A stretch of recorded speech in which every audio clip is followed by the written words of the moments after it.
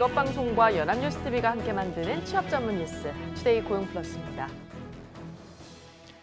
핵과 미사일 위협을 일삼는 북한을 한층 더 압박해야 한다는 게 미국 의회의 초당적인 목소리입니다.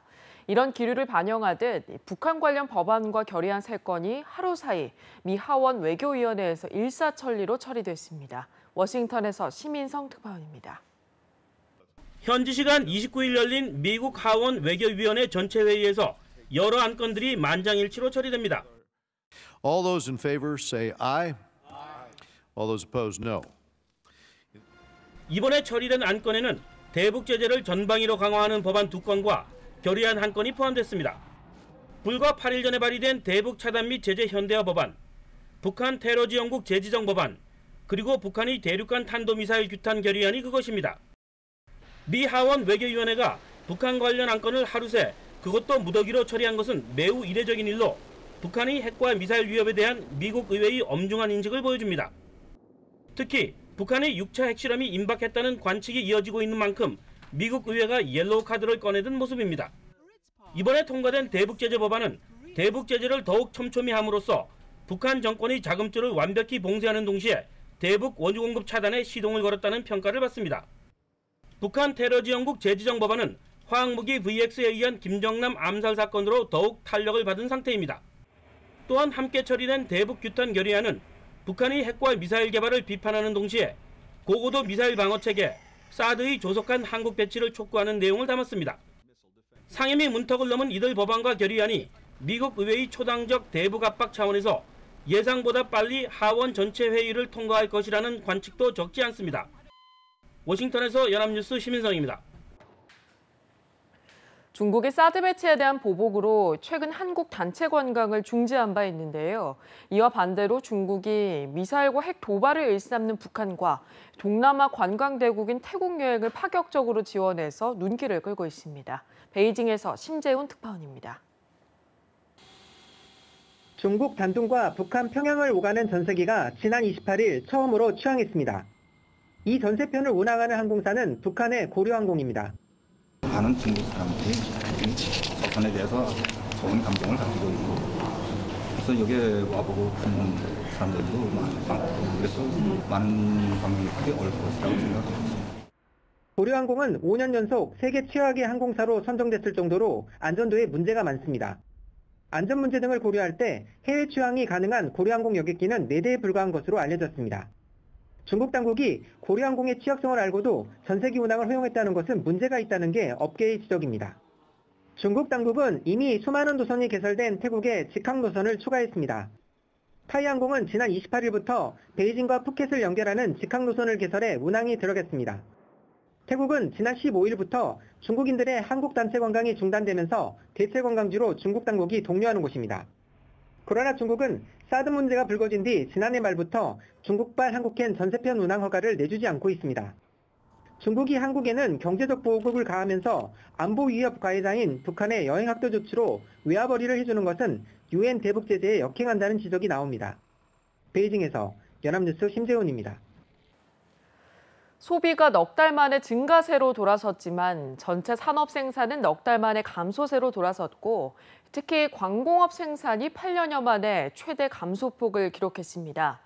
통계청이 발표한 2월 산업활동 동향에 따르면 지난달 전체 산업 생산은 1월보다 0.4% 줄었습니다.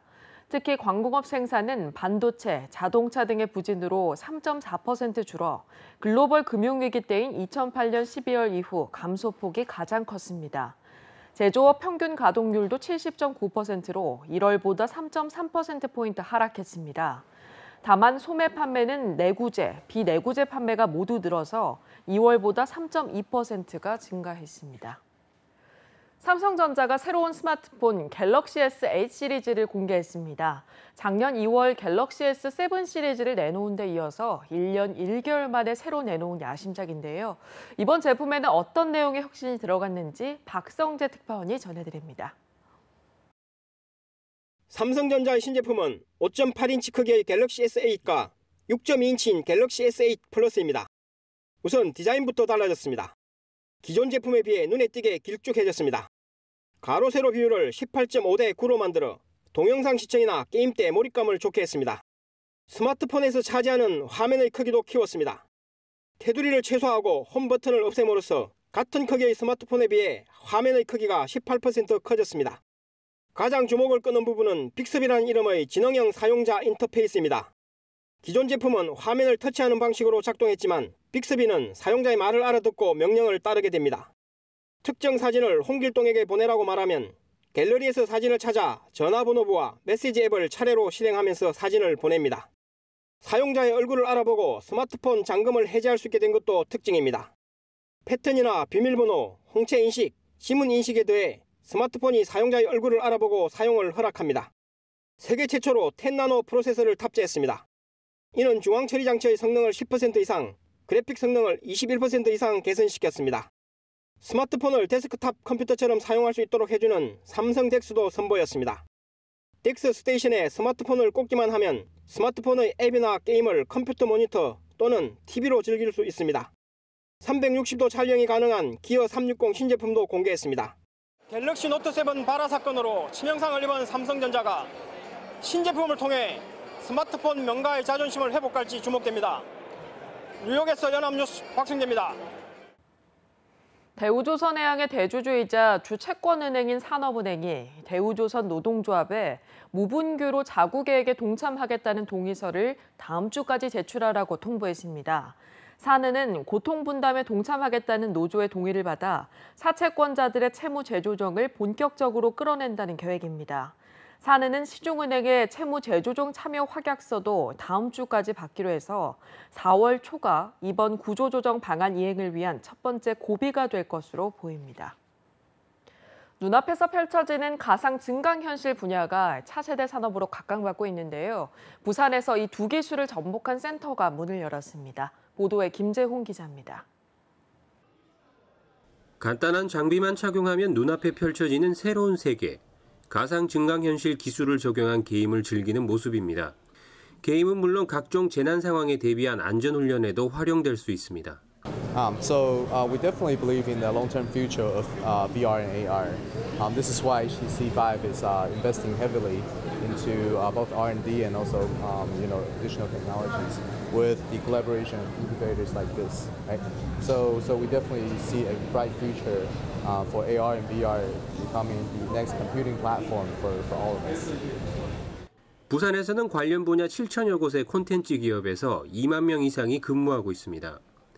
부산은 영화와 게임 등 초기 가상현실 산업을 이끌 연관 산업이 집적화된 데다 해양 플랜트와 조선 등 2차 제조 산업도 기반을 갖추고 있어 가상 증강현실 융복합 콘텐츠 개발에 최적의 환경을 갖췄다는 평가를 받고 있습니다. 네, 저희 부산은 4차 산업혁명으로 이루어지는 미래 먹거리를 만들어내기 위해서 ICT, IoT 산업, 그리고 드론 산업 등 게임과 영화 영상 산업에 대한 어떤 콘텐츠와 결합한 그런 테크놀로지들을 많이 개발을 하고 있습니다. 이번에 문을 연 센터는 스타트업이나 예비 창업자는 물론 일반 시민도 누구나 시설과 장비, 교육 등을 이용할 수 있습니다. 가상 증강현실 산업이 부산의 새로운 사업 분야로 자리 잡을지 주목됩니다. 연합뉴스 김재홍입니다. 군에 입대한 체육특기생들을 대신해 시험을 봐주거나 학사경고 누적에도 졸업장을 주는 등 학사관리 부실 사례가 대거 적발됐습니다. 교육부가 체육특기자 재학생이 100명 이상인 17대 대학을 대상으로 실태 조사를 했더니 학생 8명에게서 대리시험과 과제물 대리 제출 정황이 포착됐습니다. 이 사례는 공문서와 사문서를 위조한 것으로 형사 고발하기로 했습니다. 이 밖에 교육부는 프로구단에 입단했는데도 출석과 성적을 인정받은 9개 대학의 학생 57명을 적발하는 등 학사관리 부실에 따른 처분 대상은 학생 332명과 교수 448명이라고 밝혔습니다. 운동선수 못지않게 연예인들의 학사관리 문제도 꾸준히 지적돼 왔습니다. SNS의 발달로 문제가 불거지며 사회적 파장이 일파만파로 커지는 만큼 연예인들의 수업 참여도가 예전과 사뭇 달라졌다고 합니다. 임은진 기자입니다. 학벌을 중시하는 우리 사회 분위기는 연예계에도 영향을 미쳤습니다. 지난 2007년 잇따라 터진 연예인들의 학력 위조 파문이 대표적 사례입니다. 당시 연예인들의 유령 대학생 논란도 이어졌습니다. 대학에 이름만 걸어놓은 채 수업에 참석하지 않는 일부 연예인들과 수준 높은 교육 서비스보다는 스타 마케팅에 몰두한 몇몇 대학의 얄팍한 상술과 맞아떨어진 결과였습니다. 그러나 최근 들어 연예인들에 대한 학사 관리가 한층 까다로워지고 있습니다. SNS의 발달과 대중의 높은 관심으로 학사 문제가 한번 불거지면 이미지가 생명인 연예인으로서는 활동에 큰 타격을 받기 때문입니다. 이 때문에 연예인들은 활동 기간 휴학을 선택하기도 합니다. 학교 측도 연예 특기생들의 대외 활동을 출석으로 인정해주지 않는 등 깐깐하게 관리하는 추세입니다.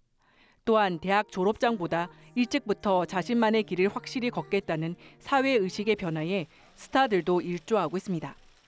가수 아이유와 보아, 배우 유승호와 심은경 등이 노래와 연기 활동에 집중하기 위해 대학 진학을 선택하지 않았습니다. 연합뉴스TV 이문진입니다.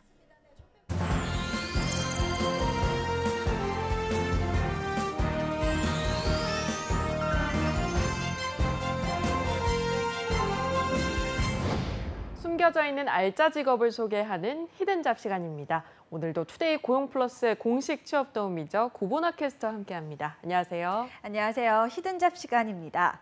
지난 27일 한국고용정보원은 국내 621개 직업 종사자 19,127명을 대상으로 조사한 직업 만족도 결과를 발표했습니다. 직업 만족도는 해당 직업의 발전 가능성, 급여 만족도, 직업 지속성, 근무 조건 등에 대해 주관적으로 평가한 건데요. 이 결과를 살펴보면 1위는 판사였고요. 3위는 목사, 4위는 대학 총장이었습니다. 그리고 2위가 바로 오늘 소개해드릴 히든잡인데요. 강설이 아나운서, 직업 만족도 2위는 어떤 직업일까요? 네, 이렇게 보니까 법조계, 종교계, 교육계가 나왔잖아요. 아무래도 2위는 의료계가 아닐까 싶은데요. 정답은 의사 맞나요? 네, 전혀 아닙니다. 2위 직업은 바로 도선사입니다. 이 직업 만족도가 초등학교 교장, 한의사, 교수보다도 높았는데요. 이 히든잡 시간에 어떤 직업인지 자세히 알아보겠습니다. 네, 이 도선사 들어본 적은 있지만 참 낯선 직업입니다. 어떻게 일을 하고 왜 이렇게 만족도가 높은지 궁금해지네요. 네, 도선사는 이 한자로 인도할 도, 배선, 즉 배를 인도하는 사람이라는 뜻입니다. 우리는 보통 선장이 배를 인도하는 것으로 알고 있는데요. 물론 운항의 책임자는 선장이 맞습니다.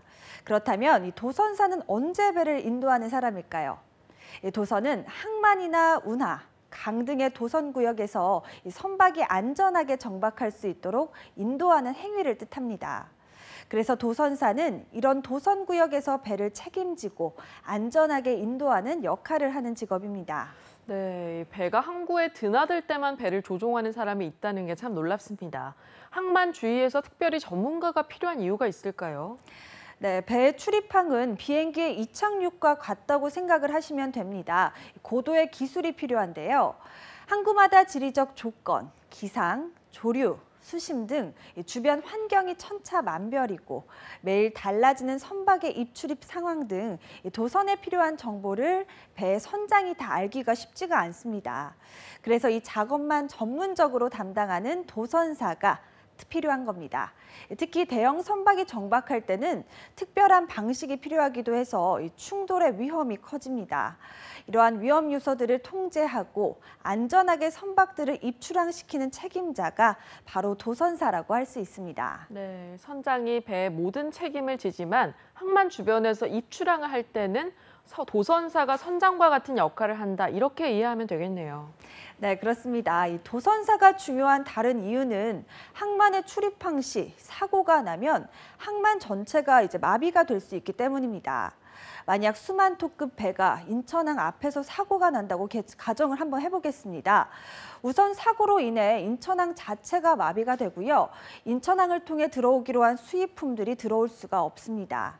그럼 물류 대란이 일어나서 우리나라 경제에 큰 영향을 줄 수가 있는 겁니다. 그래서 항만 주변에서의 사고는 절대 일어나서는 안 될 일이라는 거죠. 네, 참 도선사의 역할이 그만큼 중요하다는 거네요. 아무래도 책임감과 부담감이 엄청날 것 같습니다. 네, 맞습니다. 우리나라의 경우 500톤 이상의 선박이 항만에 입출항할 때에는 반드시 도선사가 탑승해야 한다고 법에 명시가 되어 있습니다.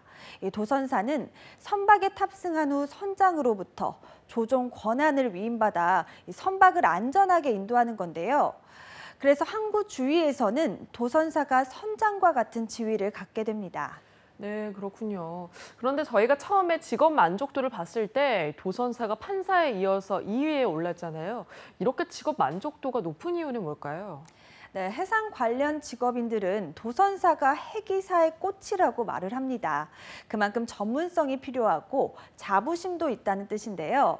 먼저 도선사의 자격 요건을 살펴보면 선박을 운영할 수 있는 해기사 자격증 보유자로 6,000톤 이상의 선박에서 5년 이상 선장 경력을 쌓아야 합니다. 그 후 도선 수습생 전형 시험에 합격해서 도선구에서 6개월간 실습을 한 후에 최종적으로 해양수산부에서 실시하는 도선사 자격 시험에 합격해야 도선사가 될 수 있습니다. 네, 6,000톤 이상의 선박에서 5년 이상이라니 자격 요건만 해도 참 어마어마합니다. 그 자격을 갖는 게 일단은 굉장히 어려울 것 같은데요. 네, 맞습니다. 부산이나 인천에 정박하는 선박들 중에서 수만 톤에서 수십만 톤에 이르는 선박들이 있습니다. 도선사는 이러한 선박들도 안전하게 정박을 시켜야 하기 때문에 이러한 자격 요건을 필수적으로 요구를 하고 있는데요.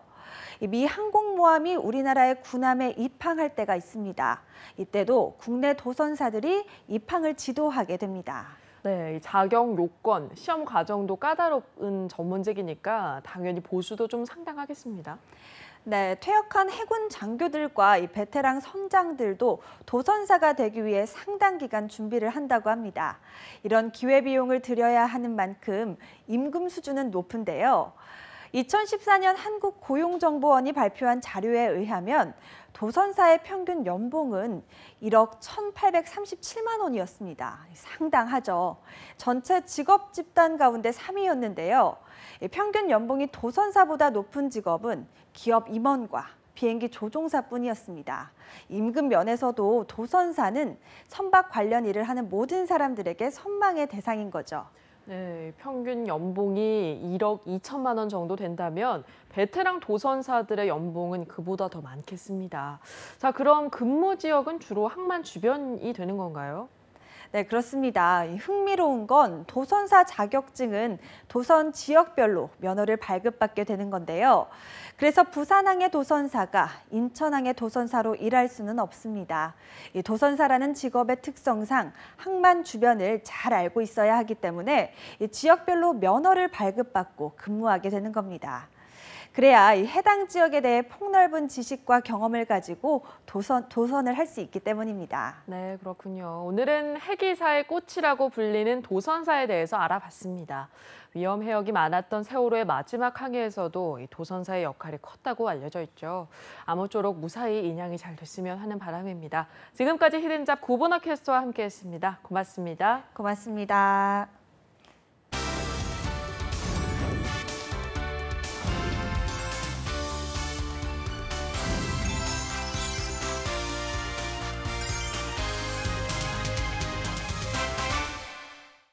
투데이 고용플러스 오늘 준비한 소식은 여기까지입니다. 함께해 주신 여러분 고맙습니다.